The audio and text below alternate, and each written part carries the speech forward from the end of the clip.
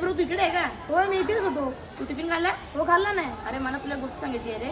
ते तू युट्यूबवर बघितले का किती भारी येते, त्याचे डायलॉग किती सॅवेज आहेत. तू ऐकले का? अरे तू किती चिडली आहेस. हो रे हो, ते लोक शिव्याही देतात आणि लोक त्यांना फॉलोही करतात. किती मस्त आहे ना ते. हो तर जेव्हा ते कोणाला करतात तेव्हा एकदम लय भारी वाटतं. मी तुमचा मगाचपासून ऐकतोय हे शिवी देणे बरोबर आहे का?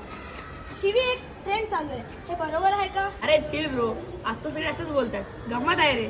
गंमत हे तुझ्यासाठी गंमत असू शकतं, पण तुला माहितीये का हे शब्द कोणाचेही मन दुखवू शकतं. शाळेमध्ये, घरी किंवा सामाजिक ठिकाणवर असे तर बोलले तर तुला मान मिळेल का?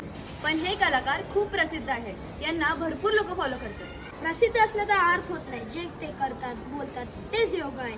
वाईट सवयी लवकरच अंगीकारल्या जातात, पण तुम्ही त्याहून चांगले बनू शकत नाही का? तू खरं बोलते वरून.